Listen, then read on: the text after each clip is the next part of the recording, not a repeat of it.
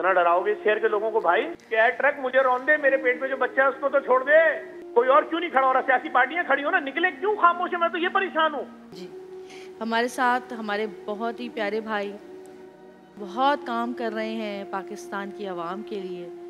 बहुत ज़्यादा लोगों की तकलीफ़ें, दुख, दर्द उनके सीने में समाया हुआ है और अल्लाह पाक ने उनको इस दुनिया में शायद इसी काम के लिए भेजा है, क्योंकि इसके अलावा वो कुछ करते नज़र नहीं आते। ना उनको अपने खाने का होश है, ना पीने का होश है, ना कपड़ों का होश है। बस वो सिर्फ़ और सिर्फ खिदमत खल्क में लगे हुए हैं। और कल रात को वो उसी जगह मौजूद थे जो कि वाक़या मैंने आज सुबह आपको बताया है। हम बात करेंगे हमारे बहुत ही प्यारे भाई ज़फ़र अब्बास भाई से। और ये जो रोड एक्सीडेंट्स और ये सारी चीज़ें हो रही हैं, बहुत सारे लोग तो ऐसे भी हैं जो कि इसकी वजह से बिल्कुल ही अपाहज हो चुके हैं, और वो कुछ लोग ऐसे हैं जो कि वाहिद सहारा थे अपने घर का, और अब उनके घर वाले उनको सहारे की ज़रूरत पड़ गई है। ज़फ़र भाई अस्सलाम वालेकुम। जी वालेकुम सलाम, कैसी हैं बहन आप? खैरियत हैं? मैं ठीक हूँ ज़फ़र भाई, क्या कहेंगे आप? क्या कहें, मैं तो समझ नहीं आ रहा इतना कुछ। ये जो कल वाला किस वाक़या हुआ है, और आपने बताया कि उसी वक्त एक और वाक़या भी ऐसा ही हुआ। हाँ, 2 वाक़यात हुए कल। हाँ, डब्बर वाला। क्या कहेंगे आप, ये क्यों हो रहा है? किस तरह रोकें, क्या करें इसको? ये नहीं रुकेगा, नहीं रुकेगा। ये पानी जो है लाइनों के जरिए घरों तक नहीं पहुंचेगा, ये टैंकरों के जरिए पहुंचेगा। ये बफर जोन के 5 साल के बच्चे को टायर में रौंद के घरों तक पहुंचेगा। ये मियाँ बीवी और उसके पेट में मौजूद बच्चे को रौंद के घरों तक पहुंचेगा। ये नौजवानों को कुचल के उनके घरों में लाशें भेज के, इकलौते बच्चों को कुचल के उनके घरों में लाशें भेज के तो पहुंचेगा। कोई सवाल नहीं करेगा, कोई ये सवाल नहीं करेगा ये पानी जो लाखों टैंकरों के जरिए जा रहा है ये लाइन से क्यों नहीं आ रहा? ये जो डंपर लोगों को रौंद रौंद के मार मार के जा रहे हैं, रोजाना 2-2, 3-3 लाशें भेज रहे हैं। मियाँ बीवी को कुचल दिया, माँ बेटे को कुचल दिया, बाप बेटे को कुचल दिया। क्या इनमें से किसी को आज तक सजा हुई? हुक्मरान क्यों नहीं जाते इन लोगों के घरों में, जिनके घरों में ईद से 2-2 दिन पहले लाशें पहुंच रही हैं? मियाँ, मैंने कल पूछा ना जब सुबह उस अब्दुल रहमान साहब से कि आपकी बेटी इकलौती थी? उन्होंने कहा हाँ मेरी बेटी इकलौती थी, माँ बनने वाली थी। तो मैंने कहा यानी आपका इसका कोई और बच्चा था? बोला नहीं, पहले ही बच्चा था। यानी कि खानदान नस्ल ही खत्म कर दी। शौहर, बीवी, पहला बच्चा सब मार दिया, छुट्टी।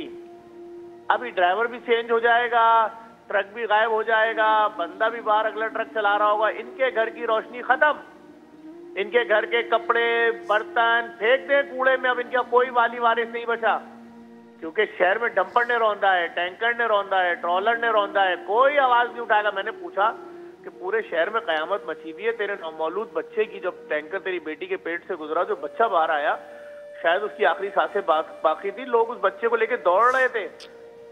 ये क्या कयामत थी? देखने के बाद कोई वजीर मिनिस्टर घर पे आया? बोला नहीं, कोई नहीं आया। आप बताएं ना, अब ये लोग बेचारे किसके आगे जाके रोए? जिनको वोट देते हैं वो आने को तैयार ही नहीं है घर पे, इनकी मुसीबतों पे आने की। ये मुसीबत वो है जो हमने ना सोमालिया में सुनी, ना अफ्रीका में सुनी, ना शाम में सुनी, ना किसी और मुल्क में जहाँ जंगें चल रही है सुनी। ऐसे तो किसी बच्चे को नहीं मारा जाता जो अभी पेट में फैसला कर रहा, मतलब अभी जो दुनिया में आने का इंतजार कर रहा है कि मैंने 6 दिन बाद दुनिया में आना है। मेरी तो जिंदगी अब शुरू होगी, मैंने अपने पेट का वक्त पूरा कर लिया 9 महीने। ताहिर भाई हमारे साथ मौजूद है, आपसे बात करना चाह रहे हैं। ज़फ़र, बल्कि अभी आप जो कह रहे थे बात वो बिल्कुल सही है कि ऐसी मुसीबतें हमने कहीं भी, वो मुल्क जिसके ख़िलाफ़ हम बहुत सारी बातें करते हैं, वेस्ट को हम बहुत सारी गालियां देते हैं, ये कहते हैं कि वेस्ट में ऐसा है, वेस्ट में वैसा है। अगर वेस्ट में ऐसा कोई हादसा हो तो पूरी कंपनीज जो हैं वो बंद हो जाएंगी, पूरी कंपनीज बंद हो जाएंगी। सवाल ही नहीं पैदा होता कि इस किस्म की एट्रॉसिटी जो है वो कहीं भी किसी जगह कहीं भी हो। ये पहली बात तो शहर में होते ही नहीं है, हो ही नहीं सकते, सवाल ही नहीं पैदा। और ये बात बड़ी अजीब सी है, अभी जो आपने बात की बिल्कुल सही है कि ये पानी जो है लाइंस के जरिए क्यों नहीं आ रहा है? अगर पानी टैंकर के जरिए मिल सकता है तो पानी लाइन के जरिए भी तो आ सकता है। पैसा कैसे कमाएंगे वो लोग? But that's what it is ना। I think is absolutely. और ज़फ़र से ज़्यादा तो कोई भी नहीं जानता जो कनेक्ट इनका है लोगों से, और जिस ग्राउंड पे जाके ये बात करते हैं, ये काम करते हैं, वहाँ तो कोई भी नहीं जा सकता, वो तो हमारी आपकी पहुँच से भी बाहर है। तो ये जो बात कह रहे हैं वो बिल्कुल ठीक है कि जब तक खुदा ना करे और कोई बड़ी मुसीबत नहीं आ जाती, इससे बड़ी मुसीबत तो और हो नहीं सकती, लेकिन इससे भी हम कोई और पाताल जो है वो दरियाफ्त कर लेंगे गिरने की। बिकॉज आप इमेजिन कीजिए कि एक घर है जिसके अंदर अब एक लाश आई है, पूरा का पूरा खानदान खत्म हो गया है और ईद अब आने वाली है, उस ईद पे वो कौन सी ईद मनाएंगे, क्या ईद मनाएंगे? वैसे ही उनके पास, वैसे ही गरीबों के पास होता क्या है, आप उनसे उनकी जिंदगियां भी छीन लें। जफर भाई क्या हो सकता है, कुछ कोई तो हल बस यही हो सकता है कि ये जो वाकया हुआ है, इस वाकये के बाद मुझे ऐसा लगता है कि कुछ बड़ी मुसीबत ना आ जाए, क्योंकि ऐसा हुआ नहीं है दुनिया की तारीख में। ये तो ऐसा लग रहा है कि सिलबट्टे के ऊपर मसाला पीसा जा रहा है कि मियाँ को रख दिया, बीवी को रख दिया और उसकी नौमौलूद बच्ची अभी जो बाहर ही नहीं आई है, पेट में मौजूद बच्ची को रख के पीस दिया। ना डंपर का मालिक सामने आएगा, ना डंपर किसका था वो सामने आएगा, ना उस ड्राइवर को किसने लाइसेंस जारी किया वो सामने आएगा, लाइसेंस था नहीं था उसकी इंक्वायरी किसने की, कुछ भी सामने नहीं आएगा। आप क्या समझ रहे हैं कि एक दिन में 6-6 लोग रौंद रौंद के मार रहे हैं, ये लोग कोई पूछने वाला नहीं है। मेरा दोस्त अभी सलमान लाहौर का जो जेडीसी का एड आया हुआ था, जब उससे पूछा, उसने देखा कि ये क्या मजाक है जफर, तुम रोज आना 3-3 लोगों के घरों में जा रहे हो, आज इनके घर में 3 लोग मार दिए गए, आज उनके 2 डंपर ने मार दिया, आज ट्रॉलर ने। उसने बोला मैंने लाहौर में पैदा होने से अब तक एक वाकया नहीं सुना है। तो कौन, किसकी जिम्मेदारी है? मैंने तो नहीं देखा आज तक किसी को बरतरफ होते हुए, जिसकी गफलत लापरवाही की वजह से हो रहा हो। ये जहाज के साइज के ट्रॉलर, ये डंपर, ये टैंकर शहरों में उड़ते फिर रहे हैं, रोन किसको रहे? बाइक वालों को। ये कोई हुक्मरान की पोती होती, नवासी होती, कयामत मच गई होती इस वक्त, पूरे लश्कर के लश्कर अरेस्ट हो रहे होते। लेकिन गरीब आवाम है, गरीब आवाम है। किसी ने पकोड़ा खाते हुए भी नहीं सोचा होगा कि अभी 10 मिनट पहले टीवी पे खबर चल रही थी कि हमने जिनसे वोट लिए उनके बच्चों को कीमे की तरह रौंद रौंद के गाड़ियां फेंक रही हैं। करो जी, अफ्तार पार्टी रखो, ये रखो, वो रखो, लोगों का क्या है? लाशें दफनाएंगे, 2-4 लोग ईद के दिन आएंगे, गले मिलेंगे, पुरसा दे देंगे, खत्म चैप्टर। नेक्स्ट इलेक्शन में यही हमारे लिए नारे भी लगा रहे होंगे, यही सब कुछ कर रहे होंगे, लेकिन लोगों का कोई पूछने वाला नहीं है। लोग बेचारे बहुत मजलूम है। कराची में हजारों, मैंने तो सुप्रीम कोर्ट के चीफ जस्टिस साहब से दोनों हाथ जोड़ के अपील की है कि सर, मैं तो आर्मी चीफ साहब से भी अपील करूंगा, सर खुदा के वास्ते, बल्कि उनके घर में आज उनकी वालदा का इंतकाल हुआ है, उसकी भी ताजियत उनको पेश करते हैं और उनसे कहेंगे सर जैसे ही आप फारिग हो, खुदा के वास्ते कोई कमीशन बनाए, फौज बनाए कमीशन, अदलिया बनाए कमीशन, चेक करें क्या दुनिया के किसी मुल्क में truck, dumper, loader, shovel, tanker इस तरह लोगों को रौंद के मारते हैं, उनके घरों में लाशें भेजते हैं। ये तो वही बात हो गई जैसे के इलेक्ट्रिक हर बारिश में पोलों से लोगों को चिपका चिपका के मारती थी। जब इंतहा हो गई तो मैंने 2019-20 में बोला अब कोई बारिश में मरेगा तो लाश दफन नहीं होगी, FIR कटेगी। 26-27 कत्ल के पर्चे मैंने कटवाए और उसके बदले में उन्होंने मुझ पर जितने भी केसेस किए मैं फेस कर रहा हूँ, अल्हम्दुलिल्लाह मुझे अदालतों में भरोसा है। लेकिन इनको 6.5 लाख पोलों पर अर्थिंग करनी पड़ी। आज कोई नहीं मर रहा बारिश में, लेकिन स्टैंड तो किसी को लेना पड़ेगा ना। लोग मुझे कह रहे थे किससे पंगा ले रहे हो, मार देंगे, मरवा देंगे।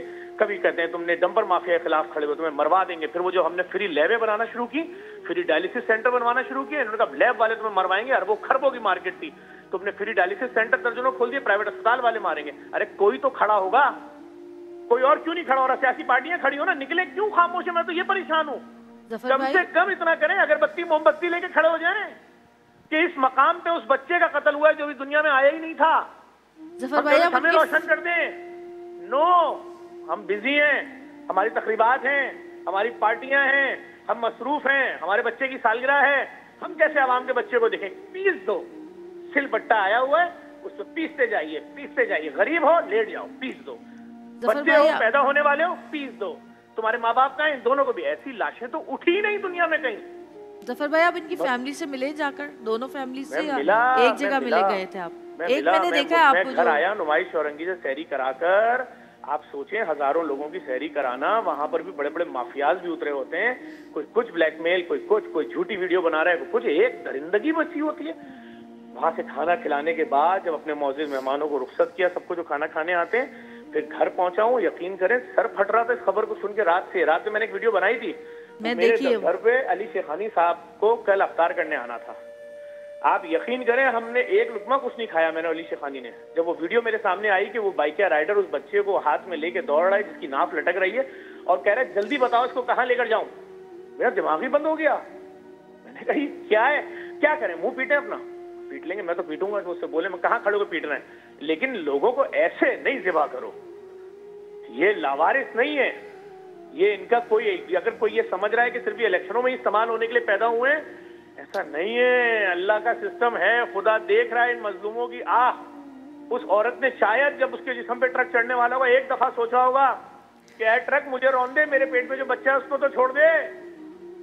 जुल्म हो रहा है, जुल्म हो रहा है, लेकिन चूंकि कराची की मजलूम आवाम है, कोई नहीं बोलेगा।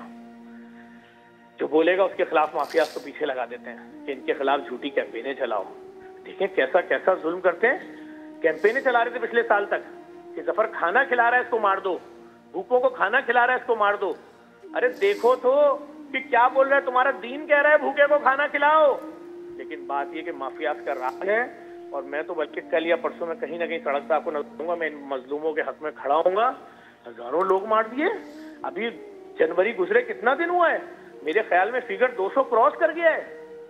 डकैतों ने जो मारा है वो अलग है, मोबाइल छीनते पे जो मारा वो अलग है, डंपरों ने टायरों में, यानी हम कल तक बंदूकों से डरते थे, आज ट्रकों के टायर देख के हमारे बच्चे खौफजदा होंगे कि नहीं मालूम कल इस टायर के नीचे मेरा बाप आएगा कि मेरी माँ आएगी या मेरी प्रेग्नेंट बहन इसके नीचे आएगी। इतना डराओगे इस शहर के लोगों को भाई, और कैसे कैसे मारोगे। उस दिन जिया कॉलोनी में भी बंदे ने खुदकुशी कर ली, मालिक मकान ने किराया मांगा, लोग पहले ही माशी बदहाली का शिकार हैं, लोगों के पास खाने को नहीं, रेंट देने को नहीं। 50,000 कमाने वाला 25,000 रेंट देता है, 25,000 क्या डबल के इलेक्ट्रिक बिल भेज देती है, वो आधा तो मखरूज हो जाता है। खाए कहां से, रेंट कहां से दे, बिजली का बिल कहां से दे, बच्चों की फीस कहां से दे, गाड़ी का बिल कहां से दे, वैन का, उसके स्कूल की। लोगों के पास ईद के जोड़े दिलाने को नहीं है, तुम उनके घरों में लाशें भेज रहे हो। हाँ भाई, मियाँ बीवी, प्रेग्नेंट बच्ची, लाश, बाप बेटी लाश, एक एक दिन में। वो जो मिलेनियम मॉल वाला वाकया हुआ, मियाँ बीवी को रौंदा, उसी दिन माँ बेटे को मलिर में रौंद दिया। मतलब 4-4 लाशें एक ही मुर्दा खाने में रखी हुई है मलिर वाले। मैं तो सिर्फ सर ही पीट सकता हूँ अपना। जफर भाई आप कम से कम बोल तो रहे हैं, यहाँ तो लोग बोलते भी नहीं है। अरे हमारी आवाज बंद करा देंगे, आप देख लीजिएगा। नहीं, अल्लाह आपको सलामत रखे, आपके साथियों को सलामत रखे हमेशा। और मेरी दुआ है कि अल्लाह पाक आपको फरिश्तों से मदद दे, गैब से मदद दे।